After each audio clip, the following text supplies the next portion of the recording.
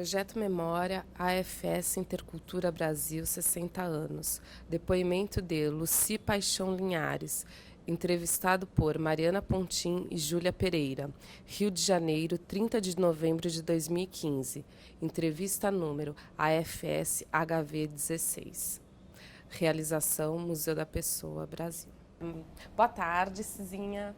Boa tarde. Antes de mais nada, eu gostaria de agradecer a sua presença, a sua contribuição ao projeto Memória 60 anos do AFS Intercultura Brasil e começar a entrevista pedindo nome completo, data e local de nascimento. Meu nome é Luci Paixão Linhares, meu apelido é Cizinha, eu nasci no Rio em 1954, 12 de junho de 1954. E qual é o nome dos seus pais? Avani Brito Paixão Linhares e Rodolfo Paixão Linhares. E o que eles faziam? Meu pai era advogado e professor universitário. E a minha mãe era dona de casa. Você poderia falar um pouco sobre a origem da sua família, dos seus avós, o que eles faziam? Então, meus pais eram ambos cariocas. Meu pai vinha de uma família burguesa que, como muitas famílias, empobreceu, mas que vinha com essa memória de ter tido dinheiro. A minha mãe não, a minha mãe era uma mulher de pequena burguesia, de classe média do Meier, carioca também, e que era dona de casa. Então, nós moramos a vida toda na Tijuca, depois que os meus pais se casaram. Eu tenho 3 irmãs, nós éramos uma família de 4 filhas. E eu acho que tinha alguma coisa assim realmente de especial, porque embora minha mãe fosse uma pessoa muito conservadora no que dizer respeito aos costumes, de alguma forma ela teve 4 filhas muito liberais, principalmente para aquela época da Tijuca. Então a gente questionava um monte de coisas e eu acho que isso aparece na vida que nós temos hoje. Que são 4 mulheres muito independentes, todo mundo trabalha, todo mundo tem a sua vida muito estruturada. Então eu acho que era uma família, embora minha mãe fosse dona de casa, tinha alguma coisa ali de possibilidade de mudança, de dar espaço. Na verdade, eu acho que o meu pai foi o primeiro feminista que eu conheci, porque ele se pelava de medo da minha mãe. Então ele... Quando ela acordava de mau humor, ele chegava pra gente e dizia assim, cuidado que ela hoje está uma jararaca. E aí a gente já sabia que tinha que sair do caminho. Então a gente cresceu com essa noção da mulher empoderada. Embora ela não tivesse dinheiro dela, quem ganhava o dinheiro era ele entregava o dinheiro na mão dela e quem administrava era ela. Então a gente tinha essa visão de que a mulher tinha poder. E isso acho que foi muito importante na vida da gente. E um pouquinho sobre a origem da família, assim, dos avós, o que eles faziam? Então, o pai do meu pai era militar, a minha avó era dona de casa, e o pai da minha mãe era dentista. Dentista como era dentista naquela época, que não tinha faculdade, era um prático. Né? Dentista, sim, era um prático, mas era dentista. A minha avó, mãe da minha mãe, era uma pessoa assim que tinha uma formação, embora ela vivesse no subúrbio, ela teve aulas de piano, de francês. Então, era uma classe média assim com aspirações a dar uma formação para os filhos. Minha avó pintava. Então, todas essas coisas que as famílias de classe média alta queriam dar para os filhos, a minha avó teve acesso, então ela estudou francês, estudou piano, pintura, mas ela não conseguiu reproduzir isso com os filhos dela. Então, a minha mãe era uma pessoa assim, que ela terminou o 2º grau e se casou. Com 17 anos ela se casou. E com 18 tinha um filho, com 19 tinha 2. E aí passaram alguns anos até eu nascer e depois mais 9 anos até minha irmã mais nova nascer. Passou a vida inteira cuidando de filho. E tem alguma lembrança marcante da infância né, da rua, Nós as morávamos numa brincadeiras? rua da Tijuca, muito calma, muito tranquila, quase não tinha carro. Então a lembrança é de crianças brincando na rua. É uma coisa muito da minha geração. A gente ainda teve acesso à brincadeira de rua, de queimado na rua. E quando vinha um carro, parava a brincadeira. Rua de paralelepípedo, onde as mães apareciam na janela e gritavam "pra dentro". E a gente reconhecia pela voz com quem era, mãe de quem. Então eu frequentava um clube, que era o Tijuca Tênis Clube. E é uma infância bem de classe média mesmo. Aquela coisa que a mãe está em casa, o pai trabalha, é o provedor. Você tem os amigos de bairro. Tinha alguma brincadeira preferida? Então, eu me lembro muito da gente brincar de pique-esconde, brincar de queimado na rua. Os prédios todos, não tinha essa história de grade, de cerca. As crianças ficavam na rua. E aí tinha um prédio, de repente, que tinha um canteiro maior, a gente montava uma mesa de ping-pong, jogávamos ping-pong. Era uma coisa, assim, de muita rua, né? Você chegava da escola, tirava o uniforme e descia para brincar na rua. A rua era um espaço da criança. Eu acho que era uma relação invertida, de que a casa era o espaço do adulto e a rua era o espaço da criança, né? Que é uma coisa até que o antropólogo Roberto da Mata joga um pouco com essa história de que como é que a vida nos centros urbanos se estrutura, que a rua é o lugar do adulto e a casa é o lugar da criança. A minha geração conheceu essa inversão. As crianças ficavam na rua até a hora de comer, até a hora de dormir. E os adultos ficavam em casa, a não ser que eles tivessem um compromisso. E já do período da escola, né? Ainda na infância, tem alguma lembrança? Escola pública. Escola pública. Que é uma realidade completamente diferente. Eu e as minhas duas irmãs mais velhas estudamos em escola pública a vida inteira. E a minha irmã mais nova, que tem 9 anos de diferença para mim, ficou 2 anos em escola pública e minha mãe foi obrigada a tirar porque a escola pública tinha ficado impossível, né? Tem toda uma explicação política para desestruturação do ensino público no Brasil. Não é o caso da gente discutir aqui, mas a minha irmã viveu isso. Então, ela foi a única de nós que estudou em escola particular. E aí ela foi a vida inteira em escola particular, inclusive na universidade. Enquanto que eu e as minhas irmãs, todas fizemos o FRJ.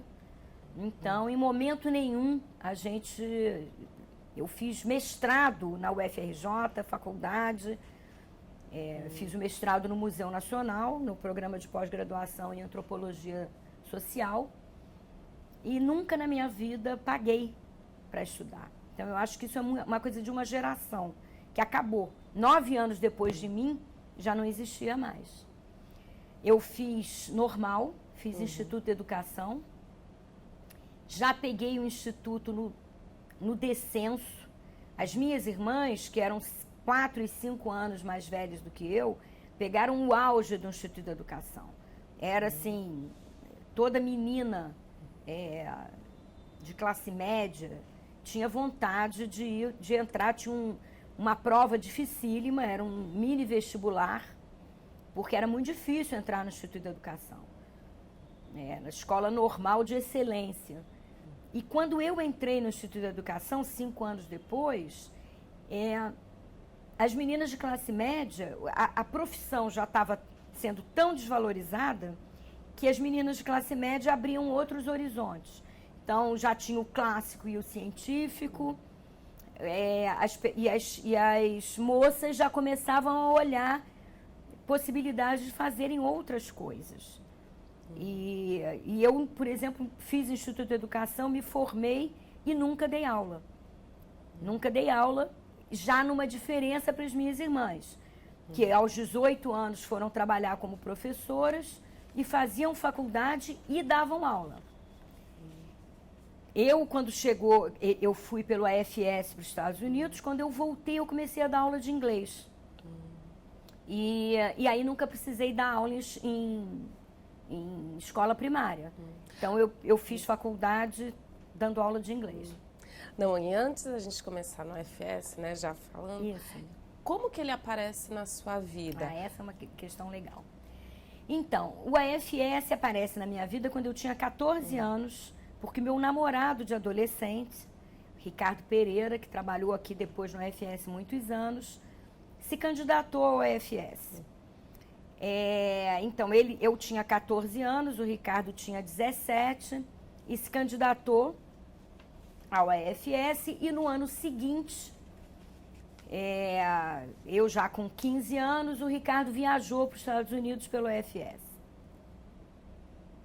Eu fiquei muito curiosa com essa possibilidade, meus pais meio receosos, mas quando o Ricardo voltou dos Estados Unidos, tinha sido uma experiência tão legal, tão bem sucedida, que os meus pais permitiram que 2 anos depois eu me candidatasse. Então, quando eu fiz prova para o AFS, eu já tinha muita familiaridade com a ideia do que era o AFS. Então, eu viajei para os Estados Unidos e tive uma experiência transformadora. A experiência do AFS na minha vida foi transformadora. De 2 pontos de vista. Primeiro, como intercambista. E mais tarde, como profissional do AFS Intercultura Brasil. Então, foram 2 momentos assim muito marcantes na minha vida. E por que é que o meu intercâmbio foi tão especial na minha vida? Primeiro, porque eu tive uma família maravilhosa, com quem eu mantenho contato até hoje. Ao longo de 40 e tantos anos, eu mantive contato com essa família muito proximamente. Meus pais americanos morreram há alguns anos atrás, mas eu tenho um irmão americano que é parte da minha vida. O filho dele, hoje em dia, adora o Brasil, vive no Brasil, fez 1 ano de intercâmbio na universidade, morou em Santa Catarina, em Florianópolis. Eles têm um intercâmbio lá com a Universidade Federal de Santa Catarina. Então, virou uma relação muito próxima. Então, essa experiência, naquela época, você não tinha internet. As cartas demoravam 1 mês para chegar, o telefone era caríssimo. Então, uma experiência de intercâmbio era realmente de imersão cultural. Então, isso foi muito importante. Mas, além disso, o AFS, ele tem uma coisa de localizar estudantes de várias partes do mundo numa área geográfica, e o AFS trabalha com esses estudantes durante o ano inteiro, fazendo uma série de atividades com esses estudantes. Então, igualmente importante na minha imersão cultural foi o contato com jovens da minha idade de todas as partes do mundo. Então, eu me lembro, assim, um momento muito específico, quando uma colega, uma amiga do Ceilão, que era estudante do AFS, dessas noites em que a gente se sentava em volta de uma fogueira, com marshmallow, aquela coisa bem típica, para discutir a experiência que a gente estava tendo e o que a gente esperava do retorno para casa. E essa menina ia voltar para o Ceilão para se casar com um indiano 40 anos mais velho do que ela. E nós, os jovens daquele espaço, daquele ônibus, porque a gente fazia uma viagem no final da experiência que atravessava os Estados Unidos num ônibus, acampando. Era uma experiência maravilhosa. E essa conversa foi numa dessas ocasiões, já na nossa viagem de volta para Nova York. E todos nós dissemos, foge, pede asilo político, vem para o Brasil, a minha mãe te recebe. E ela falou para a gente que não era como nós estávamos pensando, que os pais dela não eram más pessoas e que a ideia do amor romântico era muito recente também na sociedade ocidental. E eu me lembro que falei, como assim amor romântico? Existe outro amor que não seja romântico? Todo amor é romântico. E ela deu uma aula pra gente de história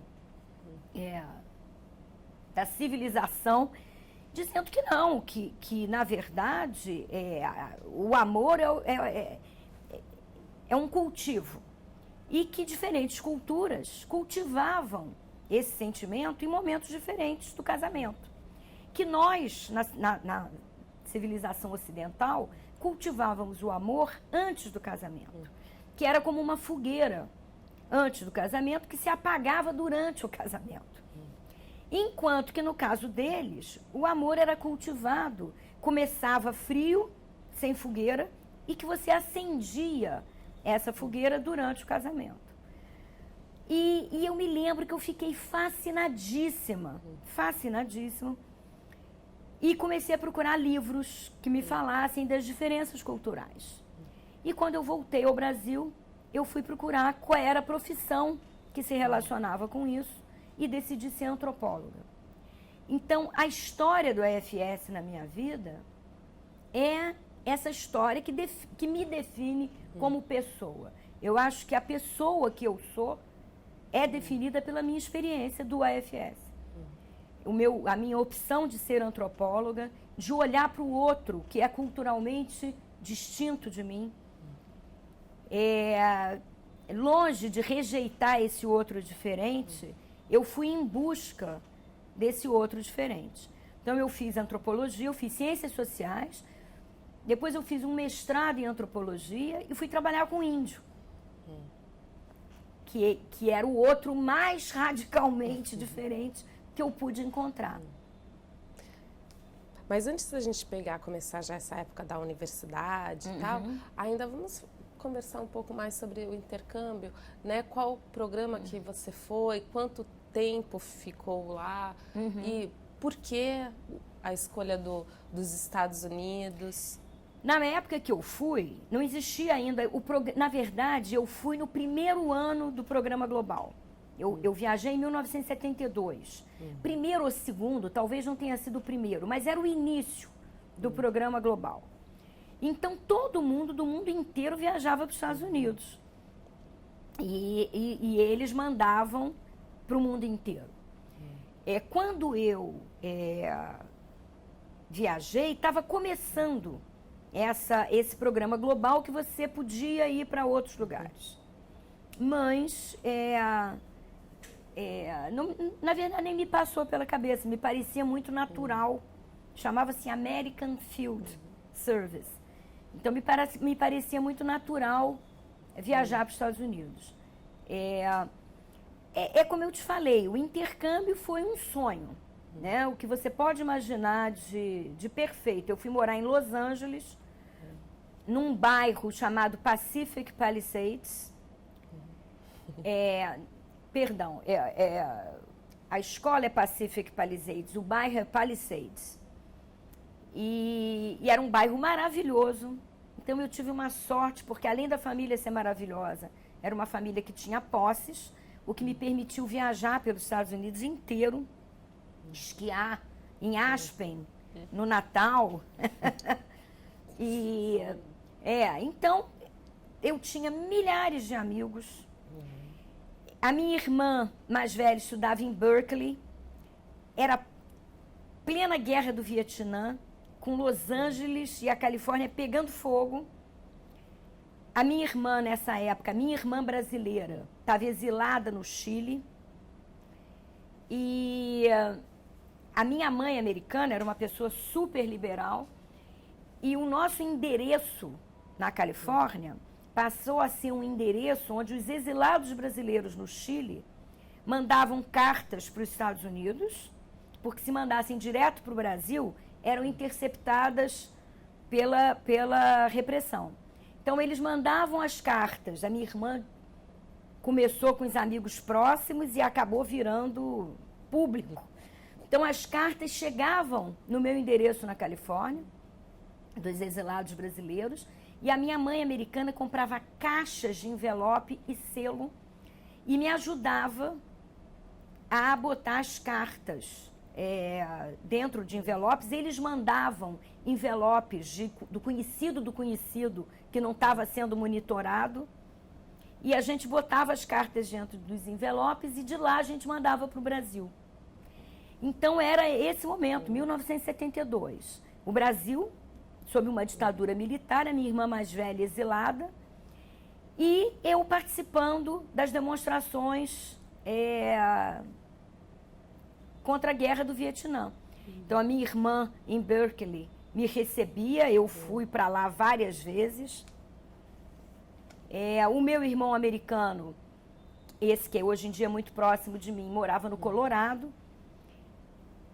Era assim o início dessa coisa, desse movimento verde, de proteção à natureza. Então ele tinha esse perfil.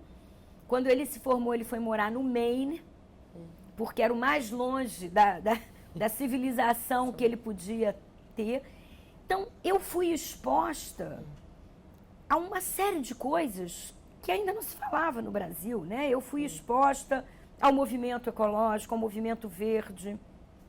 Eu me lembro a primeira vez que uma amiga minha me trouxe de presente uma plantinha. Eu me lembro de ter pensado, quê? Uma planta? Quem é que dá uma planta de presente de aniversário? E anos depois, 20 anos depois, as pessoas começaram a dar plantas, não flores, planta, a flor plantada. Então, eu acho assim que esse ano foi um abrir de possibilidades, de enxergar coisas novas. Eu tive muita sorte. E a escola? A minha escola era uma escola de alta burguesia, porque o sistema educacional americano, embora ele seja público, o dinheiro que mantém a escola é o imposto da comunidade local. Por isso é que você tem que morar dentro de um determinado perímetro para ser capaz de mandar o seu filho naquela escola X. Se você morar fora daquele perímetro, ele já vai numa outra escola daquele perímetro. Por quê?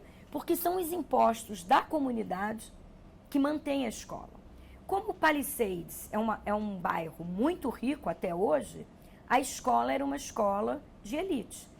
Então, era uma escola que recebia 3 estudantes do AFS, porque tinha dinheiro para bancar, receber esses estudantes.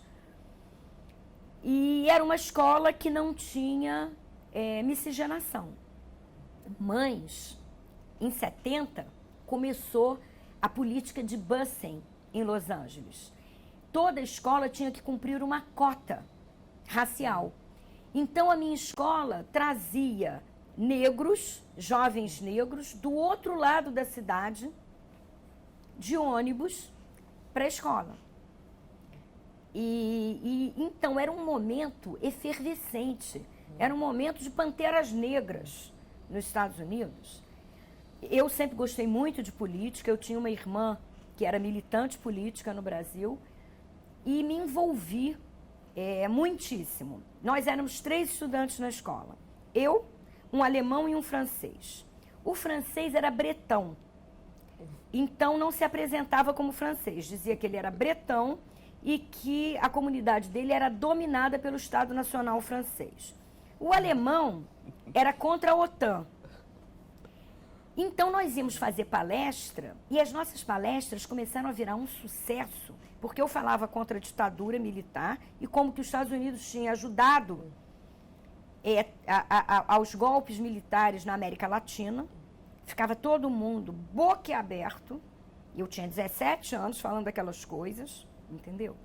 O alemão falando contra a OTAN e o francês falando contra o Estado Nacional francês.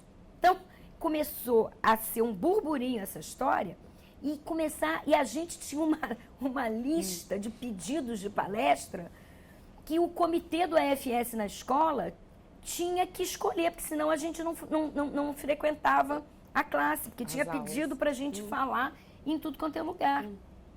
E aí chegou assim num ponto que a gente ia dar palestra e tinha professor de história na plateia pedindo para os meninos falarem da OTAN, porque era uma oportunidade. E o que acontecia na América Latina? Porque era uma oportunidade dos estudantes americanos participarem disso. Então, eu acho que, assim, do ponto de vista intelectual, foi super rico. Eu sempre adorei história. Então, eu tinha aula de história americana. E eu adorava questionar, eu adorava participar.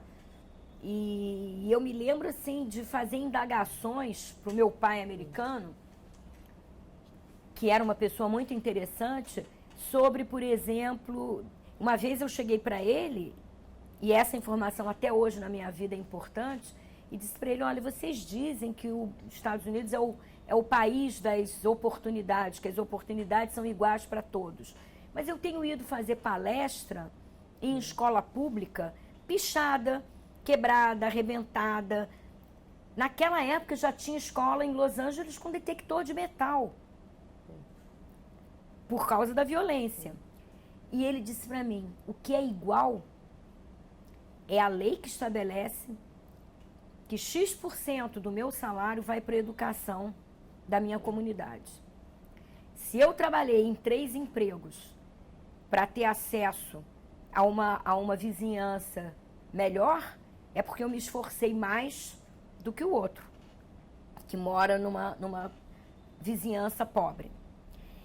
E esse conceito foi absolutamente estranho.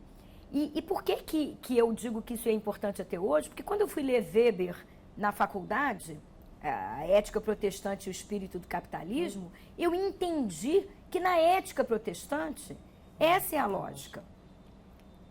Cada um é responsável por si mesmo. Enquanto que na ética católica tem essa coisa da culpa de você, como assim? Então, e nos estados social-democratas, na França, você tem o imposto sendo dividido igualmente. No Brasil não é assim, porque nós nunca tivemos um estado verdadeiramente social-democrata, mas na Europa é assim. E eu me lembro dessas coisas me chamarem a atenção na época. Eu, com 17, 18 anos, comecei a indagar, mas como é isso? Então, esse momento do intercâmbio foi um momento de abrir a minha cabeça, de pensar assim, quais são as questões que me interessam. E quando eu voltei para o Brasil, eu fui em busca disso. Né? Tentar entender e buscar respostas para uma série de questões que tinham sido questões de diferenças culturais, questões políticas, questões históricas. Aquele momento foi um momento muito ahá. Tipo assim, é isso que eu quero fazer. E encontrou alguma dificuldade que foi superada? Olha, honestamente, durante a tal da curva da adaptação não existe para você? Não, existe um pouco, sim. Eu acho que quando você chega, um primeiro momento é de insegurança, é de desconforto. Na verdade, não é nem desconforto. Você está fora da sua zona de conforto. Você falava língua? Falava inglês? Eu tinha estudado 1 ano antes de ir. Eu falava um pouco. Mas quando você é jovem, em 6 meses, você está entendendo tudo e já falando inglês. É muito rápido. Eu tive muita sorte de ter caído nessa família maravilhosa, nessa comunidade super interessante, num momento era de uma liberalidade. Essa geração americana é extremamente mais conservadora do que a geração da década de 70. A geração da década de 70 estava questionando tudo. Para mim, que saí de uma família conservadora, de um bairro conservador como era Tijuca na época, caí na Califórnia, em Los Angeles, um bairro na beira do mar, aquele monte de surfista. E seus pais, como que eles reagiam com tudo isso? Eles Os meus pais brasileiros? Incentivaram o intercâmbio, você se comunicavam Então, eu com acho que eles? a questão de que o Ricardo Pereira, que era o meu namoradinho, tinha ido antes e tinha sido muito bem sucedido, e ele falava muito bem do intercâmbio, meio que deu tranquilidade para os meus pais. E depois eles não sabiam o que estava acontecendo comigo lá. Eles simplesmente não sabiam. Porque naquela época, a carta levava 1 mês quase. Então, até ir, até voltar, e é claro, você escolhe o que você conta. Então, eu não dizia que ia acampar com os meus amigos, coisa que os meus pais aqui ficariam preocupadíssimos. E a família, ela era muito liberal. Então, eu ia acampar, enfim. Eu estava na vida, eu ia para Berkeley encontrar a minha irmã, participar. Ela dizia, olha, vai ter uma manifestação, a Angela Davis está vindo para a manifestação. A minha mãe americana me botava no ônibus, eu ia embora para Berkeley. Aí a gente passeava em São Francisco, eu ia na manifestação e voltava. E as amizades, assim, como elas estavam elas ficavam naquele circuito, casa, família hospedeira e escola, ou ia além disso? Não, eu acho que ia além disso. Eu gostava muito de frequentar o Centro Internacional de Estudantes da UCLA, que era a Universidade da Califórnia de Los Angeles. Eu e uma amiga inglesa, que também era intercambista, e mais uma amiga americana, da escola, que ficou super amiga da gente. A gente adorava, a gente achava os meninos da high school bobos, então a gente adorava ir para o Centro Internacional de Estudantes. E lá a gente conhecia gente também do mundo todo. Eu tinha muita curiosidade com essa coisa do mundo. Né? Eu tinha um monte de amigos na escola, mas o menino de 17 anos americano, ele tem muito pouca informação. Então, esse bobo, entre aspas, ele era mesmo, tinha uma formação diferente. Então, eu não ficava interessada muito em ter vida social. Eu era muito convidada para as festas. Não, eu ia. Tinha uma coisa que o comitê do EFS cobrava de você. Nós tínhamos obrigações sociais. Então, você tinha que ir aos aniversários, você tinha que comparecer aos convites, tinha reunião uma vez por mês, tinha um monte como eu já mencionei, de palestras. Então, tudo isso ocupava a gente pra caramba. Mas eu tinha um monte de amigos da universidade, os amigos da Julie, da minha irmã que estava em Berkeley, viraram meus amigos. Você mantém contato com eles? Olha, eu tenho 2 grandes amigos. Um é ele era o melhor amigo do meu irmão, só que ele estudava perto de Los Angeles, numa universidade em Santa Bárbara, e ele frequentemente estava em Los Angeles, então ele me levava muito para sair. Então eu vi assim alguns dos grandes shows da minha vida, inesquecíveis.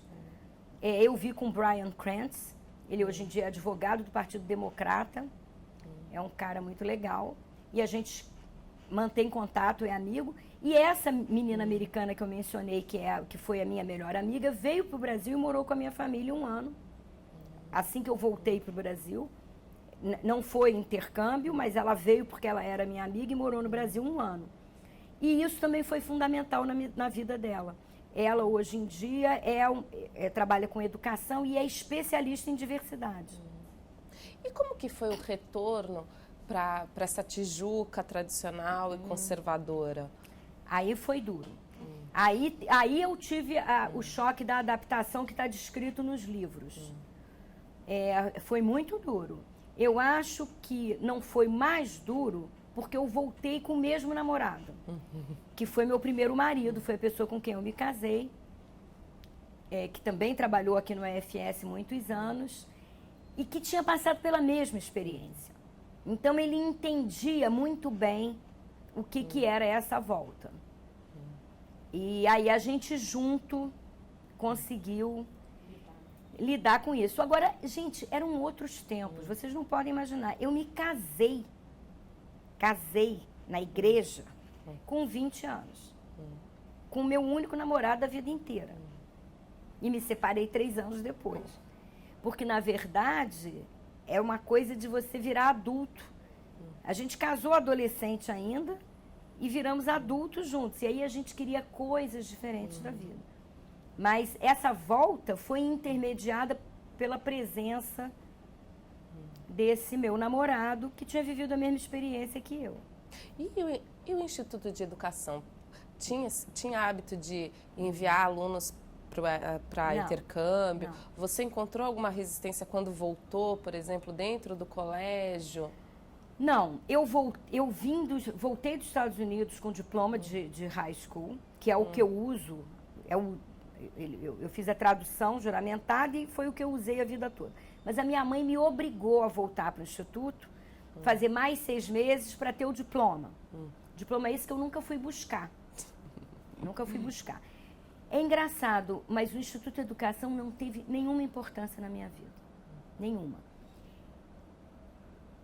Eu diria que eu tive uma professora, o Instituto de Educação tinha literatura brasileira e literatura portuguesa, com uma professora maravilhosa, durante os 3 anos. Então, se eu te disser que não teve nenhuma importância na minha vida, talvez não seja uma verdade absoluta, porque essa classe de literatura foi importante na minha vida. Eu comecei a ler Fernando Pessoa no Instituto de Educação com 17 anos, e isso foi importante na minha vida. Eu gosto muito de escrever, eu escrevo bem, e eu acho que isso se deve a essa formação do Instituto de Educação. Fora isso... E qual foi a primeira... Você sentiu alguma mudança em você logo depois do intercâmbio? Claro. Você disse que escolheu antropologia em virtude Claro. do intercâmbio. Então, quais foram essas mudanças perceptíveis logo em seguida, né? Então, eu acho que eu voltei com a percepção de que o mundo existia, de que o mundo estava ali, ao alcance da gente, que eu não queria viver uma vida limitada à Tijuca, ao Rio, ao Brasil, que tinha um monte de coisa interessante acontecendo fora. Essa curiosidade pelo outro que era diferente de mim. Então, isso desabrochou lá. Eu já tinha tido... 6 meses antes de eu ir no intercâmbio, eu tinha ido visitar a minha irmã no Chile. A minha irmã estava exilada no Chile e eu tinha ido visitá-la. E lá tinha começado esse processo de interesse por outras sociedades, por outras formas de viver, que realmente explodiu nos Estados Unidos. E quando eu voltei, é isso, eu não cabia mais naquele mundo da Tijuca, das festinhas de clube, daqueles padrões da moça que naquela época, você tinha aquela divisão, as moças de família e as meninas que não prestam, as meninas que dormem com os namorados. E eu voltei dizendo, eu não quero nada disso para mim. Então, eu voltei 1 ano depois, eu estava casada. E esse casamento foi, eu acho que um fechamento dessa adolescência. Porque eu fazia faculdade, o Ricardo fazia faculdade e trabalhava aqui no AFS. Na época... Então, logo que você voltou, você não cortou o vínculo com a AFS, você manteve. Não. O AFS foi uma presença na minha vida. Imagina, eu voltei, atuava no comitê como voluntária. Você foi voluntária. Eu fui voluntária. Esse meu trabalho de voluntária era meio complicado porque o meu namorado, o meu marido, era da Secretaria Executiva. Então, tinha uma área aí que era meio difícil de administrar. Mas o AFS era parte do nosso dia a dia, porque ele trabalhava lá. Eu entrei para a faculdade, 1 ano e meio depois eu comecei a fazer um estágio no Museu do Índio. E o Ricardo trabalhava no AFS e fazia 2 faculdades. De manhã ele trabalhava 6 horas no AFS, de manhã ele fazia Fundação Getúlio Vargas, de noite ele fazia comunicação na UF, e eu fazia FIX e trabalhava no Museu do Índio, que na época era no Maracanã. Naquele prédio ali, bem em frente ao Maracanã. E a gente tinha uma vida, assim, a casa da gente era super aberta para os amigos. Aí, na faculdade, eu acho que eu me encontrei. Na verdade, aqueles amigos de escola não tinham, anteriormente no Brasil, não tinham a mesma cabeça que eu. E eu fui fazer IFIX eu entrei no IFIX em 1974. Eu cheguei em agosto de 73 de volta e em março de 74, ou seja, 6 meses depois, eu já estava no IFIX. O IFIX tinha tido uma devastação nos professores que tinham sido demitidos, tinha um monte de gente na cadeia, em plena ditadura militar, numa época feroz. E logo um ano depois, em 75, começou o movimento de resistência dentro do IFIX. Eu sempre fiz movimento estudantil, mergulhei de cabeça na política, e aí eu e meu marido começamos a traçar caminhos diferentes. Ricardo era jornalista, assim que ele se formou, ele saiu do AFS e foi trabalhar na TV Globo. E na TV Globo ele seguiu um caminho que não me interessava. E ele também não se interessava. Para mim era o maior programa. Nós morávamos no Flamengo e para mim programa legal era pegar o trem com os meus amigos da Zona Sul e irmos para o subúrbio, para show de chorinho, no Sovaco de Cobra, para a reunião do movimento estudantil. Tinha um jornal começando, chamado Em Tempo. Era um jornal de resistência à ditadura, que eu levava horas, 6 horas numa reunião do Em Tempo. Eu achava isso o máximo. Você tinha o Comitê Brasileiro de Anistia, o CBA, onde eu tinha uma militância intensa no CBA. Então, eu tinha uma vida social e política que foi se distanciando do seu marido. Desse meu namorado de adolescência, queridíssimo. Mas a gente foi fazendo escolhas. Não tiveram filhos. Graças a Deus, porque eu acho que isso teria sido um problema. Eu adorava ele, tinha o maior carinho por ele, mas a gente já não se divertia com as mesmas coisas. Eu não tinha nenhum prazer em sair para restaurante fino. Eu não tinha nenhum prazer em circular num meio que ele circulava. E ele também não tinha o menor prazer em ir para o subúrbio no fim de semana. E eu achava o máximo. Então, a gente, 3 anos depois da gente ter casado, a gente se separou. E eu me casei com meu professor de faculdade, meu professor de economia, Bernardo Caram, que tinha os mesmos interesses que eu. Então, a gente tinha um grupo de estudo de marxismo. Ele era o mentor do grupo de estudo. Nós tínhamos toda essa atividade política intensa. Então, eu me lembro assim de uma reunião.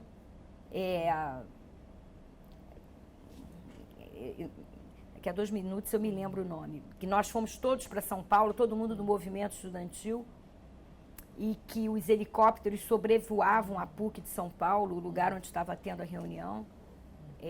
Gente, não é a aba.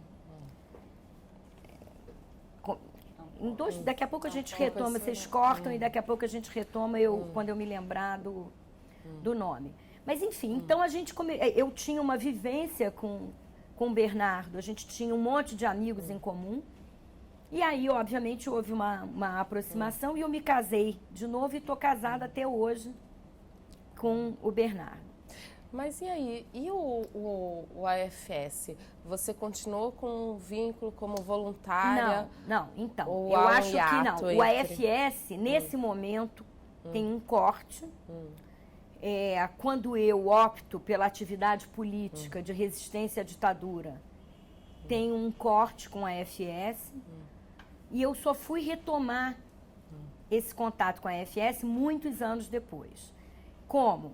Quando o Ricardo trabalhava no AFS, uma amiga minha de faculdade, a Liliane, que vocês já devem ter entrevistado, a Liliane era minha amiga da faculdade. E a Liliane estava procurando um emprego e o AFS precisava de uma pessoa e eu indiquei para o Ricardo, que trabalhava no AFS, a Liliane. Então, a Liliane veio fazer a entrevista e conseguiu o emprego. Então, a Liliane era o meu vínculo de contato com a AFS, porque a Liliane trabalhou no AFS 20 e tantos anos. Então, na verdade, o que eu sabia do AFS durante esse tempo todo era sempre através da Liliane. Eu me lembro assim, tempos depois eu saí de uma reunião do Em Tempo e encontrei um amigo, que era o Ricardo Salles, do movimento político, e ele estava procurando um emprego. E o Ricardo era uma pessoa que falava inglês. E eu falei, eu vou falar com uma amiga minha que trabalha num lugar. E aí fui eu que indiquei o Ricardo Salles, que foi superintendente, trabalhou aqui no AFS e depois foi superintendente também. Indiquei o Ricardo para a Liliane. O Ricardo veio trabalhar no AFS e depois ele e a Liliane se casaram. Então eu... E você foi madrinha. Não? E eu estava, então, assim, no meio dessa... Então, o AFS, eu tinha notícias do AFS através da Liliane. Mas a minha opção nesse momento era de militância política. Quando eu me formei e virei uma profissional, eu fui trabalhar com índio, profissionalmente. Aí a minha militância política virou na área... Então, eu fui fundadora e da primeira diretoria da Comissão Pró-Índio no Rio de Janeiro. Nós fundamos essa ONG, as ONGs eram um conceito ainda muito novo, e nós fundamos a Comissão Pró-Índio do Rio de Janeiro. Então, a minha militância, durante muitos anos, foi na área política e na área da questão indígena. Nós, na época, lutávamos pela demarcação das terras indígenas. A gente produziu plásticos para colar nos carros que diziam pela demarcação das terras indígenas. E virou uma febre. Você via, assim, tudo quanto é carro tinha o plástico. E era isso, um bando de garota que trabalhava. Nós trabalhávamos no Museu do Índio, no Centro de Documentação Etnológica. Então, era todo o material do Rondon, da Comissão Rondon, que tinha sido abandonado durante 50, 40 anos. 40, isso foi 30 anos de abandono. E a gente, no Centro de Documentação Etnológica, fomos recuperar essa documentação. Então, a minha tese de mestrado foi muito em cima dessa questão de terra indígena, dessa documentação do museu. Bom, então, eu aí começo um período de 20 anos, ou talvez um pouco menos, 17 anos, de militância na questão política e na questão indígena, onde o meu contato com a AFS era através da Liliane. Mas eu acho que o AFS, embora não estivesse no meu dia a dia, estava dentro de mim o tempo todo. Porque o meu exercício profissional, a minha curiosidade pelo outro, a minha opção por trabalhar com índio, tudo isso tinha sido germinado nesse meu ano muito intenso, muito espetacular da minha vida. Realmente, eu acho que tem uma única palavra para definir o meu ano. É espetacular. Foi um ano de sonho, de tanta riqueza, tanta informação, tanta coisa legal acontecendo. E isso eu acho que vem dentro de mim. Então, eu, durante esses 17 anos, trabalhei com índio, trabalhei com a questão indígena. E, em 1993, eu fiquei grávida da minha segunda filha. E meu marido, o Bernardo, meu ex-professor, me disse, olha, você quer ter outro filho, tudo bem, mas você não vai para o mato me largando no rio com o neném. Porque eu, cada vez que ia, eu trabalhava com os índios Ticuna, na fronteira do Brasil com a Colômbia, e era tão caro passagem de avião naquela época, que para você ir tinha que ficar um tempo maior. Então ele disse para mim, ó, se você quer ter outro filho, vamos ter, mas você tem que achar outra coisa para fazer enquanto ela for pequena. Então eu comecei a procurar. E surgiu uma vaga no AFS. Eu soube porque a Liliane era superintendente. E eu vim fazer a entrevista e vim trabalhar no AFS. Então aí começa uma outra etapa de importância do AFS na minha vida. Eu fiquei no AFS 4 anos E no início eu trabalhava com programas e depois eu fui gerenciar a área de desenvolvimento. Porque o AFS tinha recebido uma verba da Fundação Kellogg e eles precisavam de alguém que gerenciasse esse fundo da Fundação Kellogg e que criasse novos programas e que pensasse em outras coisas. Bom, esse tempo que eu trabalhei fazendo isso, como gerente de desenvolvimento, eu acho que foi 1 ano ou 2 anos, de novo, espetaculares na minha vida. Porque eu descobri uma área nova, profissional, que é onde eu estou até hoje, que é o interculturalismo. É legal fazer assim uma distinção, o que é a antropologia e o que é o interculturalismo, porque é muito próximo. Eu diria assim, a antropologia foca no núcleo da cultura. Então, um antropólogo está preocupado em entender a lógica de funcionamento da cultura. O interculturalista, ele está preocupado em focar na fronteira, o lugar onde 2 culturas se encontram. E o que acontece quando as culturas se encontram? Então, esse segundo momento do AFS na minha vida também foi espetacular, porque, embora os princípios do interculturalismo já estivessem presentes na minha vida pela minha experiência de intercambista, eu não conhecia essa área como uma área profissional. E o interculturalismo é uma área profissional, com fundadores do campo de conhecimento, com muita literatura. Não é assim, eu vivi isso, então eu quero trabalhar com isso. Não é isso, você tem que buscar uma formação. E como é que foi isso? Como é que você trouxe isso? Então, deixa eu mostrar aqui para vocês, porque isso é uma coisa muito legal. Isso aqui é um material que eu tenho o maior orgulho de dizer que fui eu que criei.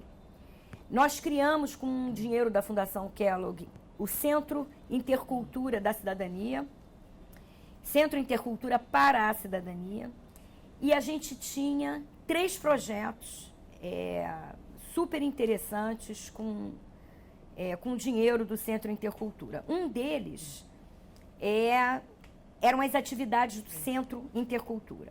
Então, isso aqui é um material que a gente fez para os voluntários do AFS trabalharem com a questão da diversidade na escola. Então, nós escolhemos temas e criamos uma ficha para cada tema, para cada um desses temas, e criamos critérios de análise, que cortaram todos os temas. Então, só para contar para vocês, porque isso é uma questão assim que me dá muito orgulho. Uma das questões que a gente abordou foi casamento e família. Então, a ideia era mostrar para os estudantes das escolas que casamento e família são princípios que mudam de acordo com a cultura. E que cultura não é só cultura nacional, brasileiro-americano, que você tem cultura de classe, você tem cultura de região, você tem um monte de cortes na cultura que geram uma percepção diferente sobre família, sobre adolescência, sobre lazer, sobre direitos. Então, a gente usou esses critérios que foram classe social, nacionalidade, regionalidade, história, ideologia e religião. E cada um dos temas foram analisados segundo esses pressupostos. Então, a gente, em cada uma dessas fichas, tem um monte de sugestões de atividades. Então, você não precisava usar o material inteiro. O professor de geografia podia vir no material e escolher, por exemplo, trabalhar com habitação. E trabalhar com os estudantes na sala, como é que a habitação, dependendo da região, dependendo da classe social, dependendo da cultura, variava. Então, fazer isso, eu contratei pessoas que escreveram as fichas. Então, a concepção do material foi minha, junto com o pessoal da diretoria do AFS, com quem eu dialogava o tempo todo sobre as iniciativas. Mas foi um momento muito rico. Nós tínhamos um outro projeto chamado Elos com as Escolas, em que a gente preparava os voluntários para trabalhar com as escolas. Foi um momento muito legal. Foram, assim, 2 anos em que eu cresci profissionalmente pra caramba. Então, o AFS tem uma importância na minha vida espetacular. Porque, primeiro, como adolescente, para perceber o mundo, e depois já como profissional, como adulta, me permitindo descobrir um espaço novo, uma atividade profissional nova. E, bom, no final de 2 anos, a verba da Fundação Kellogg tinha acabado e houve uma mudança, uma reestruturação política no AFS e eu saí do AFS. Mas aí eu saí e abri uma consultoria chamada ICA, que é International Cultural Assistance, onde eu dou treinamentos e consultoria para empresas em 2 áreas diferentes. Uma é na área do treinamento intercultural. E isso é, por exemplo, empresas multinacionais que precisam preparar a sua equipe para trabalhar com a matriz, eu dou treinamento intercultural. Empresas multinacionais que expatriam pessoas, tanto brasileiros que vão para o exterior, como estrangeiros que vêm para o Brasil. Eu dou treinamento intercultural. Então, essa é uma área que eu atuo. E a outra área que eu atuo é da diversidade. Que é um prazer que vocês não podem imaginar. Muito legal. Eu acabei de, semana passada, ir para um lugar chamado Barcarena, no interior do Pará, dar um treinamento para uma empresa francesa da área de mineração sobre diversidade. Então, você ir trabalhar com os executivos e com o pessoal supervisor de linha de produção sobre a importância da diversidade. Discutir com eles o que é diversidade, o valor que tem para a empresa está acenando para eles que quer diversidade, e como é que a gente pode trazer isso para o dia a dia deles. Então, é assim, você paga para fazer isso, realmente é um sonho. Mas você poderia falar um pouco como que funcionava a parceria com a Fundação Kellogg e como que as parcerias, na época em que você era diretora, atuava na área de desenvolvimento do AFS? Então, a parceria com a Fundação Kellogg, nós recebemos um grant, que era um fundo, e no final de um ano nós tivemos que apresentar um relatório dizendo o que a gente tinha feito, e aí eles renovaram essa doação por mais um ano, o que foi um sucesso absoluto, porque 50% dos projetos da Fundação Kellogg não eram renovados para o 2º ano, e o nosso projeto foi renovado. E tivemos essa doação por 2 anos, que era o máximo que eles davam. Na verdade, a parceria com a Fundação Kellogg se extinguia no momento que ele dava o dinheiro para você. E nós, dentro da Secretaria Executiva, junto com os voluntários, montávamos o projeto, e junto com a diretoria, montávamos o projeto. Então, uma das coisas legais que o Centro Intercultura fez foi fazer um intercâmbio interno. Então, a gente mandava menino de escola pública e meninos pobres que não teriam condições de viajar no intercâmbio internacional e que a gente também não tinha bolsas suficientes para mandar aquele monte de menino. A gente fez durante 2 anos o intercâmbio interno. O menino saía do Nordeste e ia para Santa Catarina, o menino saía de Santa Catarina, vinha para o Rio. A gente trocou menino no Brasil inteiro. Esse era o programa chamado Jovem Cidadão? Jovem Cidadão, exatamente. Jovem Cidadão. E de que época, mais ou menos? Década de 90? Então, esse programa foi 95, 96. O programa Jovem Cidadão foi criado exatamente com esse grant da Fundação Kellogg. E quem dirigia essa área do escritório da Secretaria Executiva era eu, junto com, como eu falei para vocês, a diretoria, nessa época, quem era o superintendente era o Ricardo Salles, e mais os voluntários. Então, tinha um diálogo permanente entre nós.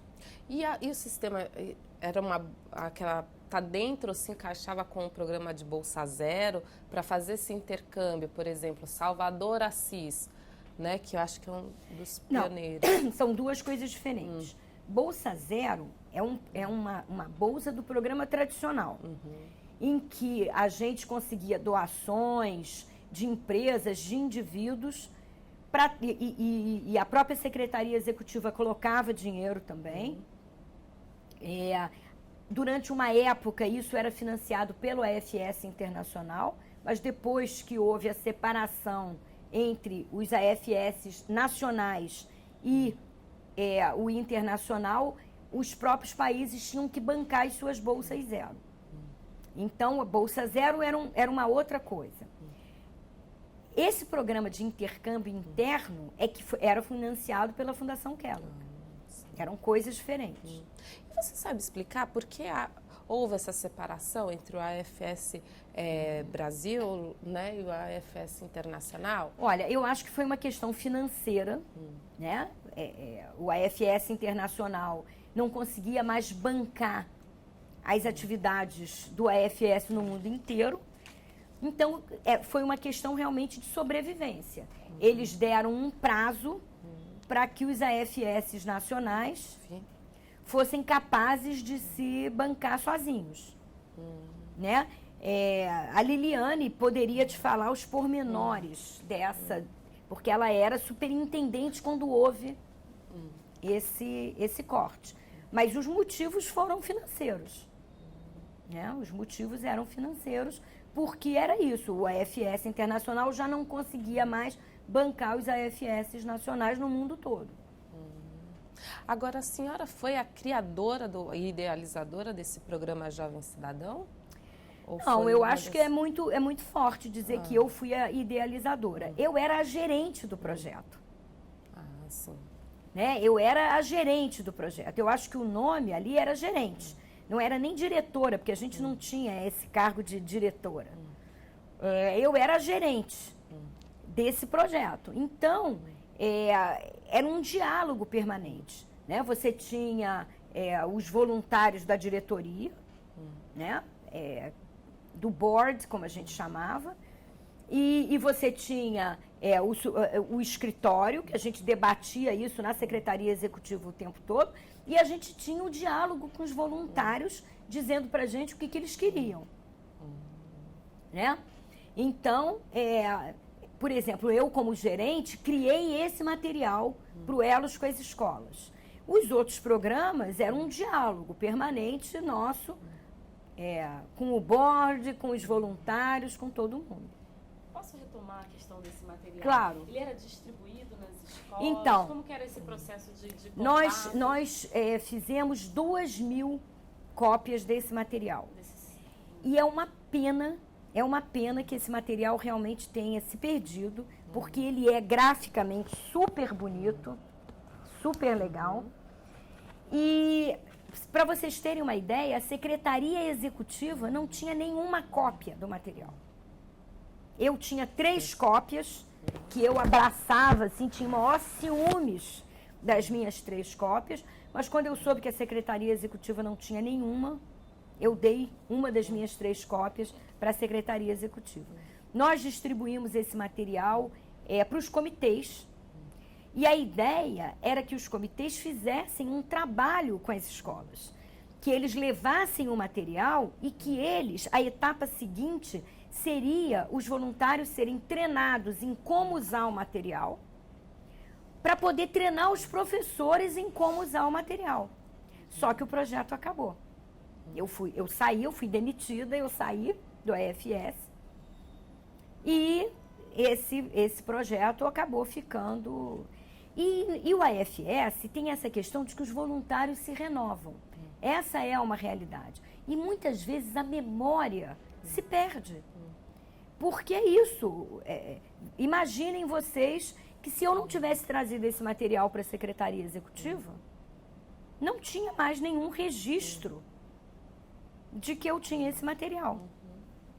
O AFS da Alemanha, há anos atrás, eu acho que foi 2009 ou 2010, ou talvez um pouco antes, me convidou para ir apresentar esse material na festa de aniversário de 50 anos deles. Então, na verdade, eu acho que a gente pode dizer aí que tem talvez quase 10 anos.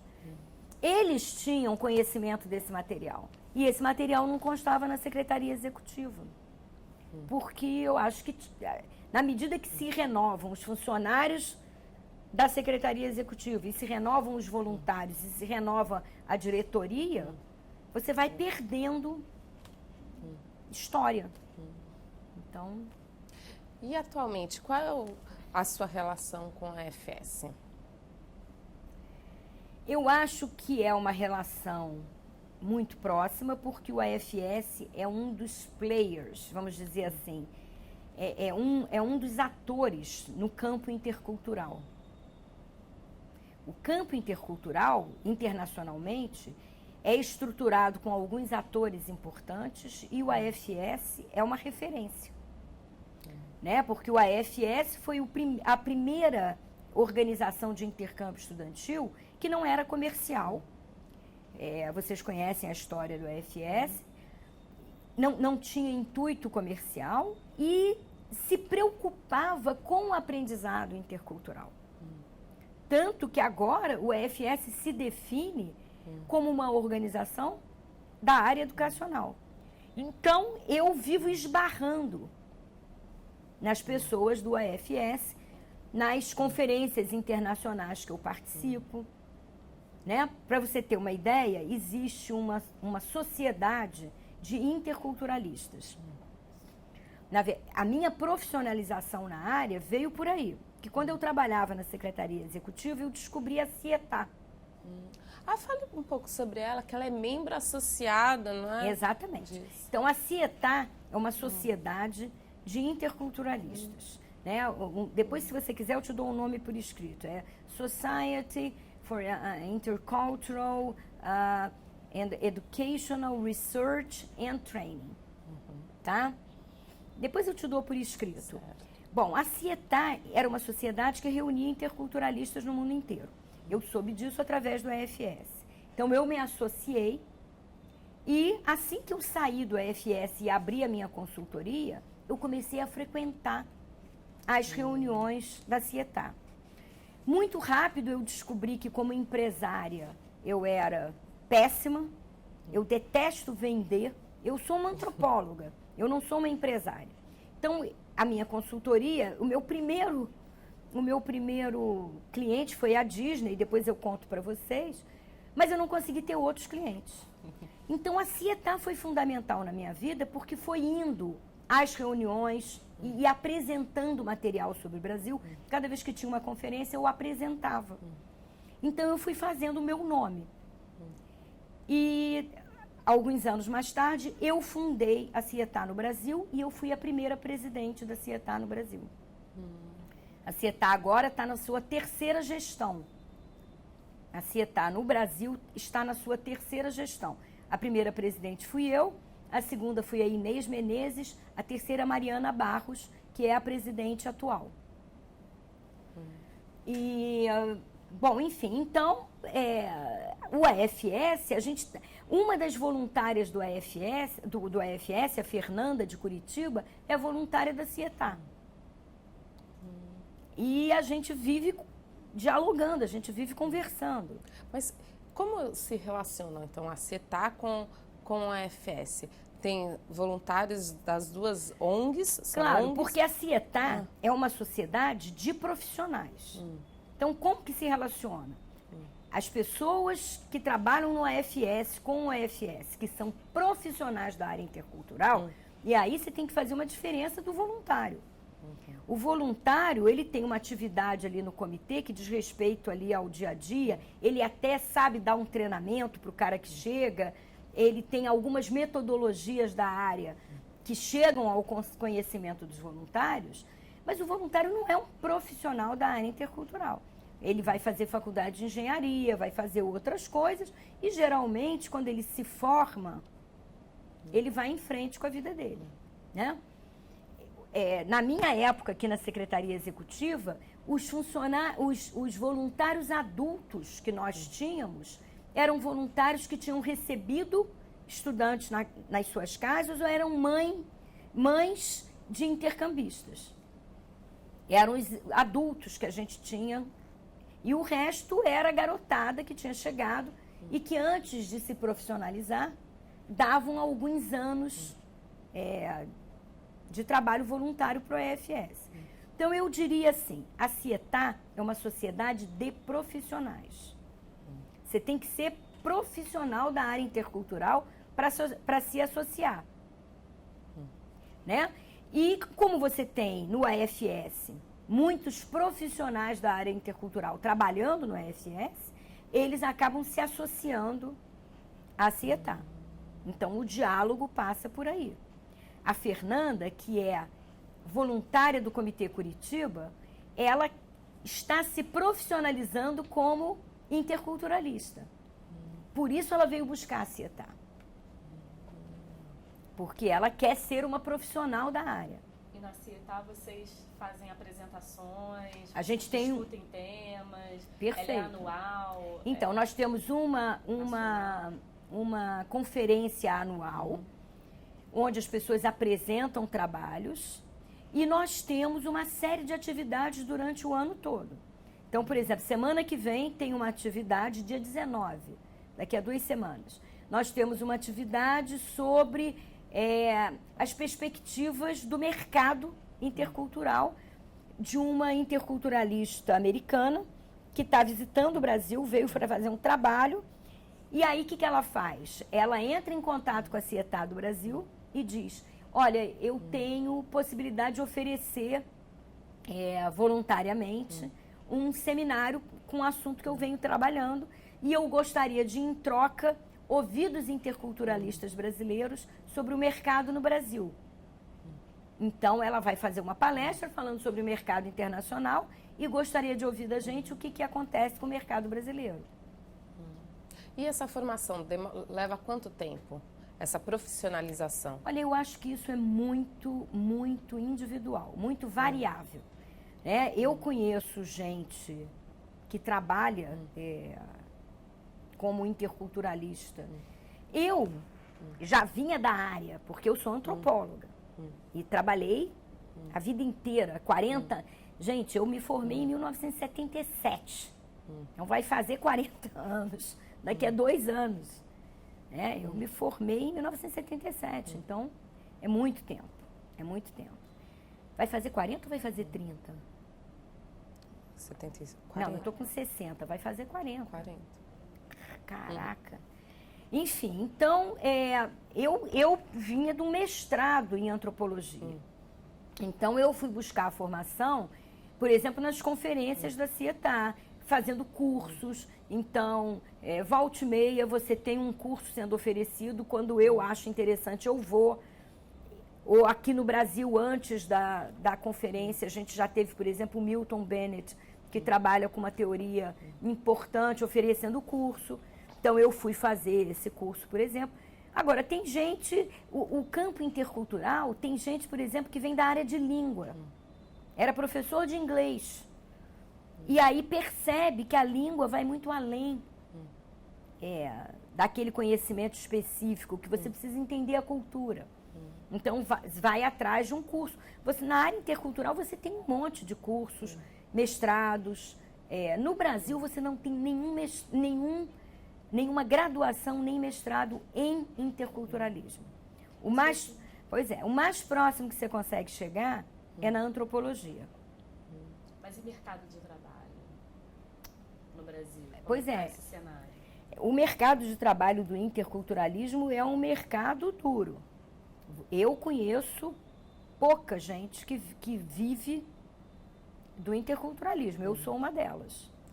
Eu acho que no Brasil não tem mais do que,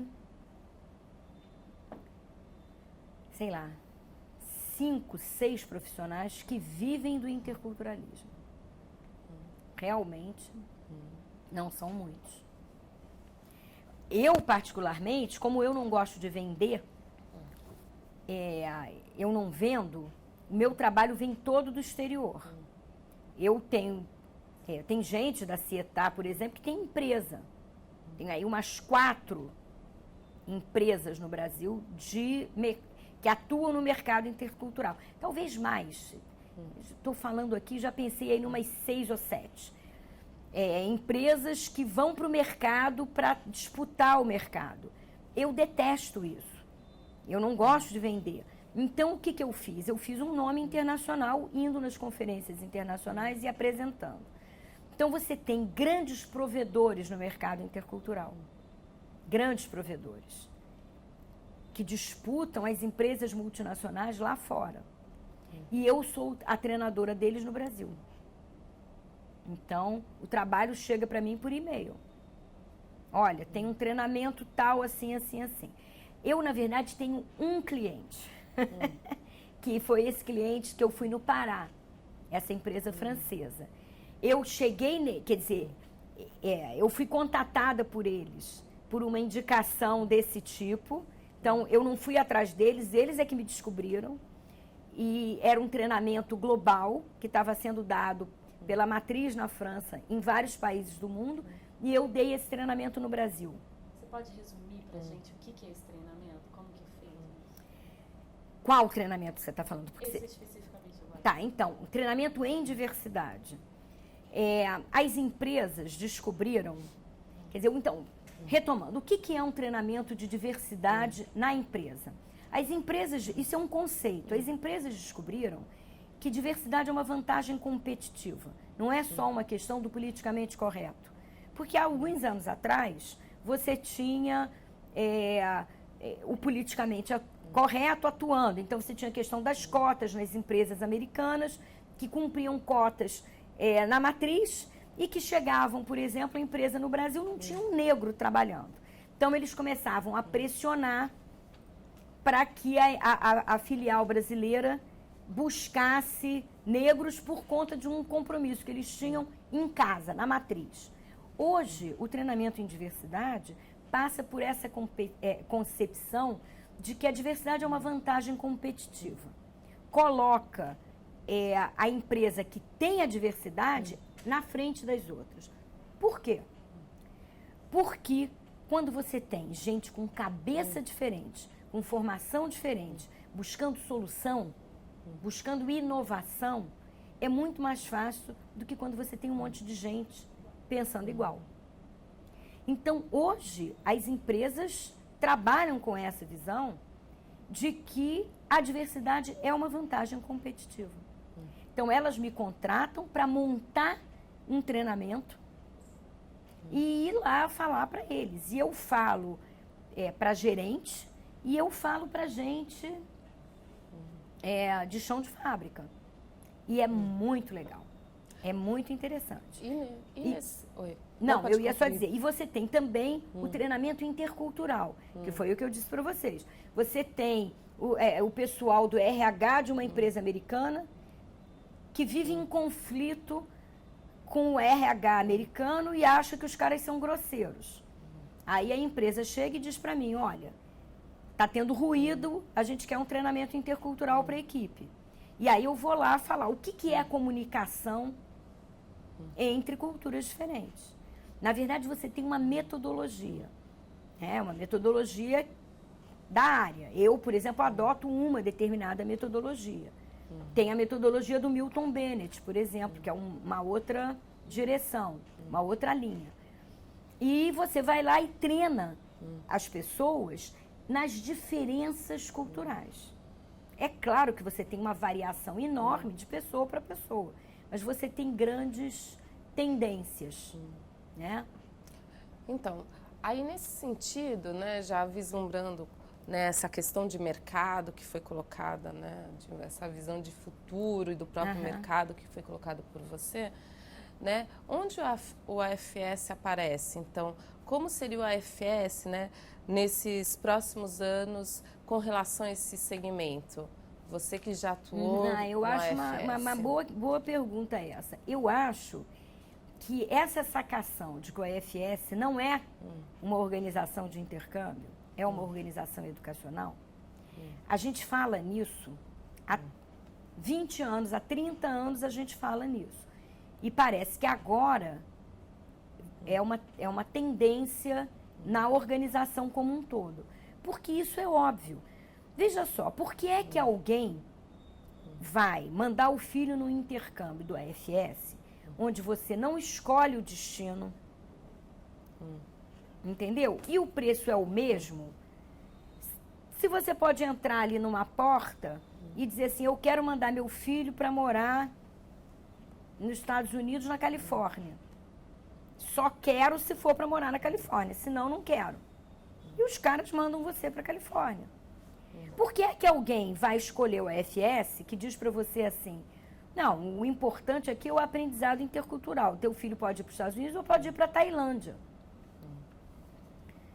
Só vem buscar o EFS quem está interessado no aprendizado intercultural. Eu, por exemplo, mandei a minha filha mais velha para Nova Zelândia. Então, ela veio, se candidatou e foi mandada para Nova Zelândia. E isso é uma coisa muito do EFS, né? Como é que as gerações se perpetuam. É muito frequente filho de intercambista ser intercambista, porque quem vive a experiência sabe a importância da experiência. E como que o EFS lida com o intercâmbio de uma forma diferente. Por que é que eu pude ter aquele momento espetacular na minha experiência? Porque era com o EFS. Porque tinha ali alguém sentado naquela fogueira com a gente, propiciando essa conversa, em que a menina pôde falar pra gente do amor romântico.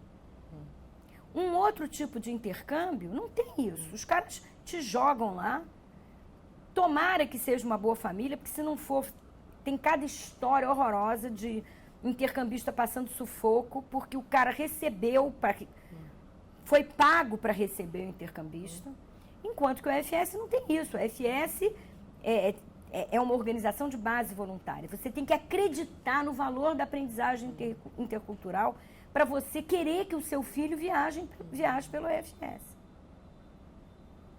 Então essa é a saída, o futuro do... Eu acho que essa é o futuro do EFS. Né? O EFS é uma organização de aprendizagem intercultural. E ele tem que fazer o marketing dele em cima disso.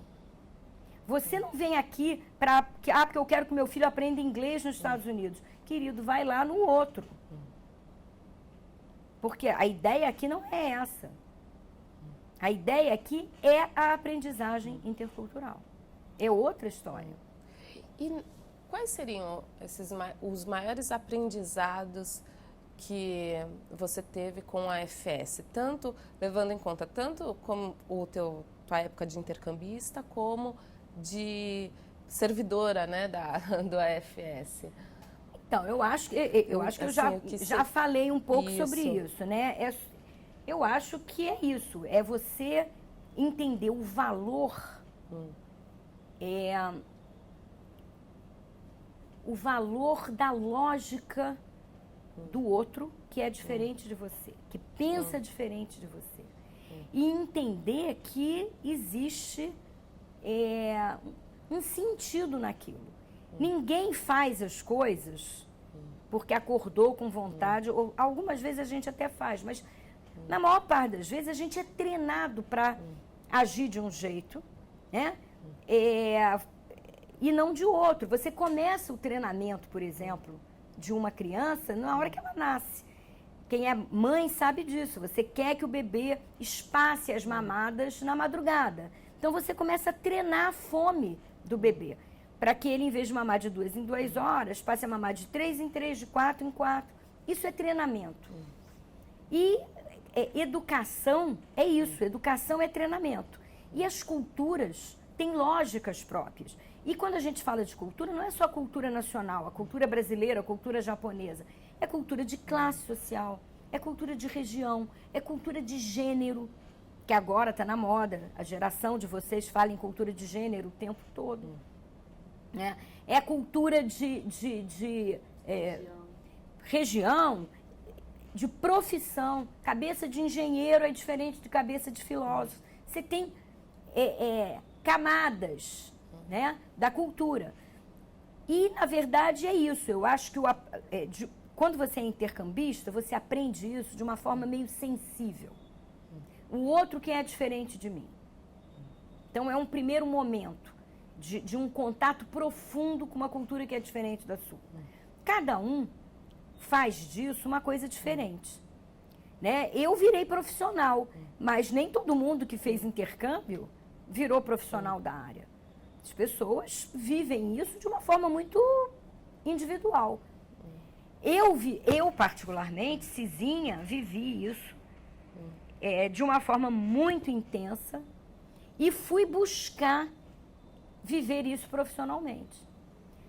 Então, eu acho que são dois momentos mesmo. É o momento de intercambista, que é uma sensibilização para a questão da cultura, e depois, como profissional, o AFS me abrindo de novo, mais uma vez na minha vida, me abrindo as portas do mundo profissional que eu desconhecia. Porque eu vim para o AFS como antropóloga. E saí daqui interculturalista. Então, eu acho que realmente o AFS, na minha vida, foi muito marcante mesmo. Foi espetaculoso. Porque ele providenciou, possibilitou experiências muito profundas na minha vida. E agora nós estamos caminhando para o final da nossa entrevista e eu só vou fazer mais duas perguntinhas para você. Uma é o que você acha do AFS estar contando a sua história através do projeto Memória?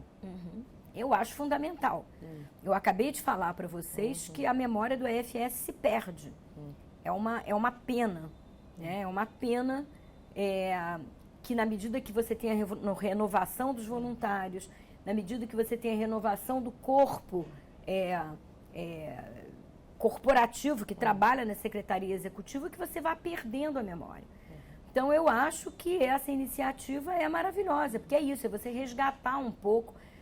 O AFS tem figuras na sua história de pessoas que participaram do AFS que são fundamentais. Você tem pessoas, você pega a socióloga Maria Vitória Benevides, em São Paulo, pessoa da maior importância na sociologia, na história brasileira, foi intercambista.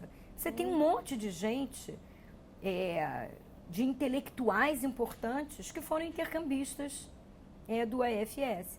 E você não tem nada que gere, por exemplo, depoimento dessas pessoas, que vá buscar o depoimento dessas pessoas.